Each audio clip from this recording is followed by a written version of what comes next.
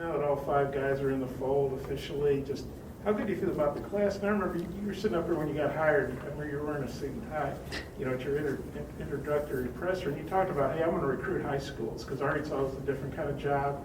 You got to stay with a lot of good high school players. Is this like better than you ever could have imagined from a high school perspective? I thought that the class with Moses and Jalen, Devo, and KK, I thought that was a phenomenal class. Didn't know if we would be able to get 4 guys of that quality in the same class. Thought maybe 2 or 3, but to have this class of the group of guys, talent-wise and also people, and then to have them sign. I think if we go back in time, Devo was really the only one that signed early. But what this does is it allows us to have a more in-depth relationship with the players. There's a limit to only see the guys 7 times if they're not signed, and we were about up on a couple of them, and so this changes. We can see their games, we can talk about them, we can. I think it's important moving forward for both the player and for us that it's more than just a verbal commit, because, like I said, there's things that pertaining to the rules that we're now able to do some more things with, meaning watch them unlimited and they can come on campus during dead period. There's just a lot of little things that people don't realize, and then being able to promote them on our website and talk about them. All those things are really important. I think ESPN's got, we'll see how it plays out. Obviously, they've got you guys number 3 behind Duke and Kentucky. I think it is pretty good company to be in. Just how do you feel about that? Yeah, I think that as a college coach, it's graduating your players, getting them ready for the real world. It's winning, it's attendance, and it's recruiting. You kind of got those 5 pillars that all of us are striving for, and it's great company to be in. It's hard to be in the top 10, let alone in the top 3 or 4 or whatever. And then I think the big thing is you want those players, when their time is up, that they've developed properly and go on to have great careers. But I'm ecstatic. It's with each of them. We've talked about some of the guys, and then the guys that just signed. Nick is a special player. He was as good as any player at the highest level of AA. I don't think there was anybody really, at the guard spot. I don't think I saw anybody even close to him at times. Confident-wise, being able to, go from an off guard to a point guard, and then Jordan just, incredibly exciting to watch. Jordan play is electric. He can play a lot of different positions, and Derrian's a guy that's so strong, so explosive. So I think that each guy that we have now in this class possesses, something special and makes him unique to our system. Coach, with those 2 guys that just signed, and Nick and Derrian, what were some of the things that stood out throughout the process, and then just the importance of keeping them and obviously Joseph, that kind of talent, in state, keeping them home? Yeah, I think that each recruit, they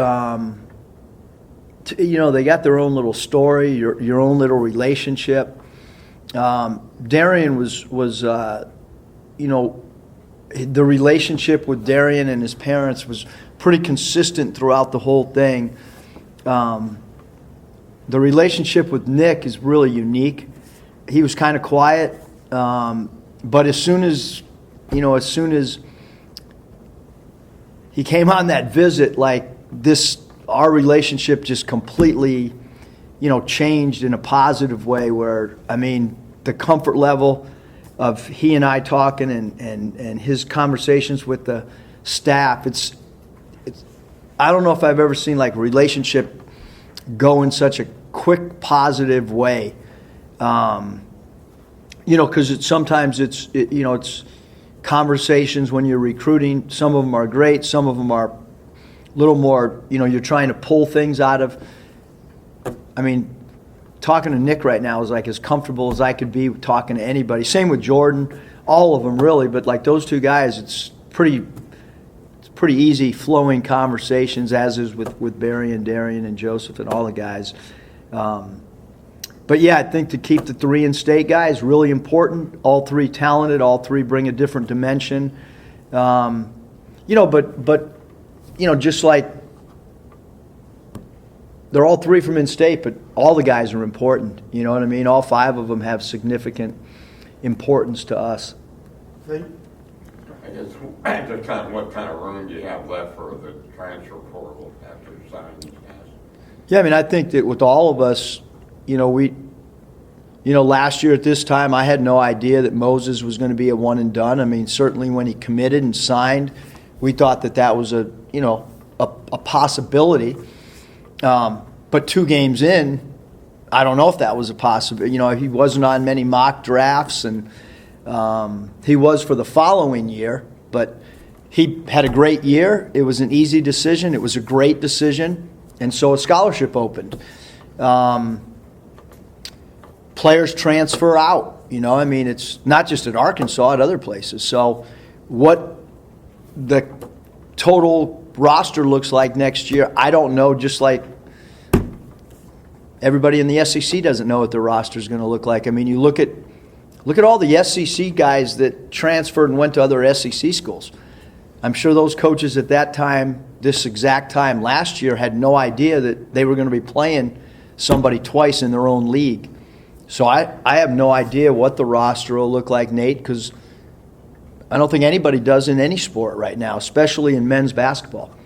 So that's just a truthful answer. I don't know what. We'll have transfers, I'm sure. Obviously, there's a transition period from high school to college basketball, and it's a little bit different probably for everyone, but I guess something that stands out about Derrian, we've all seen, his bench press videos on Twitter. From a physical standpoint, he looks like he's ready. How important is that for an incoming freshman?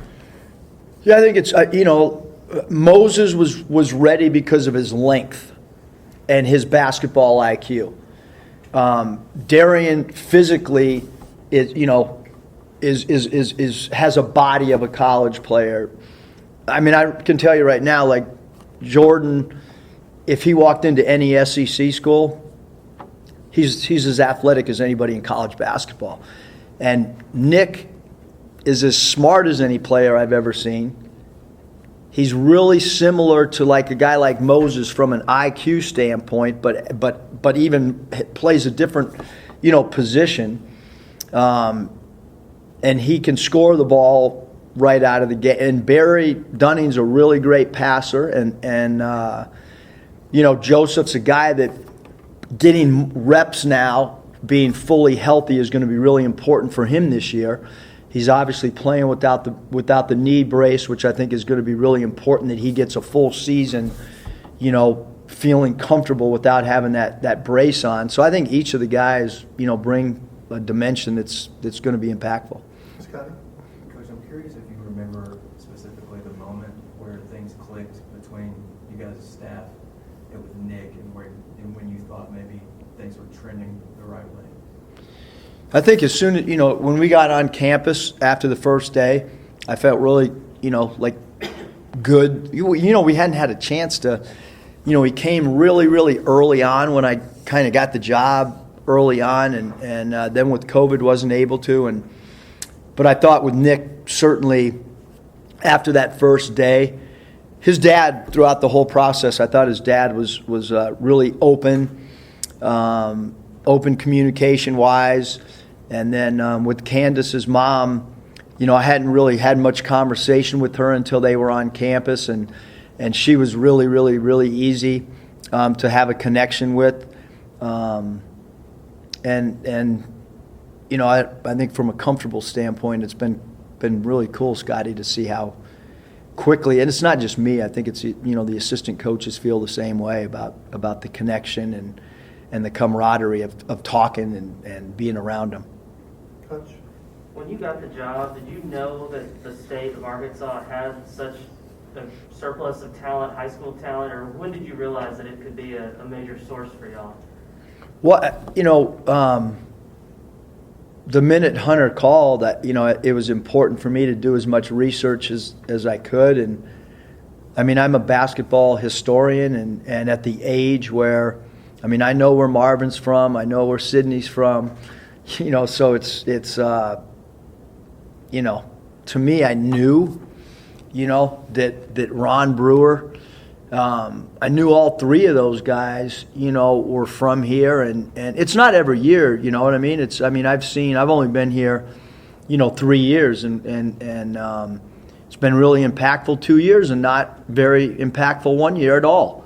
So and I've done enough history to see that, there's going to be some peaks and valleys with classes, which is great because it kind of times everything up perfectly, to be honest with you. Like, we're pretty stoked that it was, Moses' class, then it kind of peaked, and now we got another group. So to me, it's awesome, So yeah, I mean, I knew that, and I think that's why people recognize that this is a really good basketball job. Final question on the coach. This is a two-parter, if that's okay.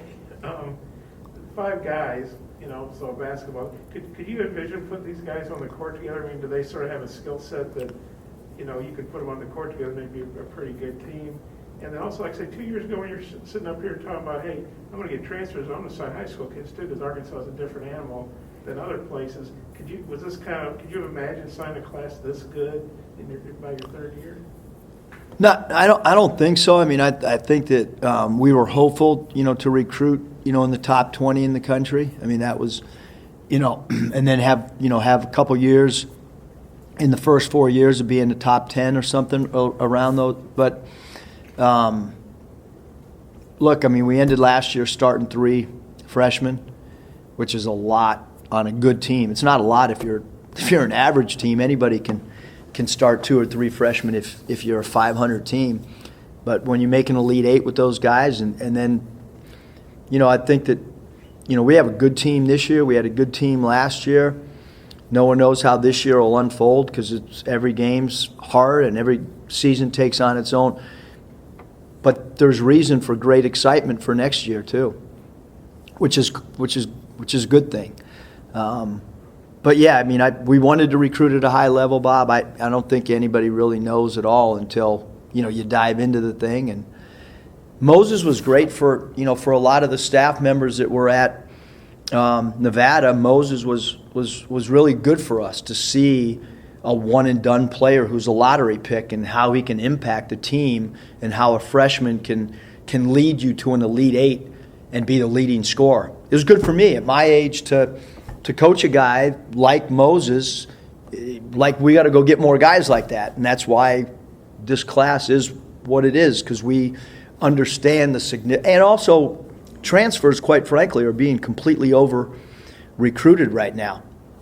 There's a lot of mistakes in the transfer market, a lot, and it wasn't that way 4 years ago. But now, a lot of Power Fives are going after transfers. Probably aren't Power 5 players, to be completely honest. And so the high school market, and we made a conscious effort a year ago that let everybody else go chase the transfers and let's try to get involved in some of these high school guys. And I'm happy that we did it that way, to be honest. And could these 5 go get on the court together and be pretty effective? If we want to play small ball, I mean, I think that, Jalen Williams was a center with that group. I don't think that those 5 guys there's anybody that's really a center.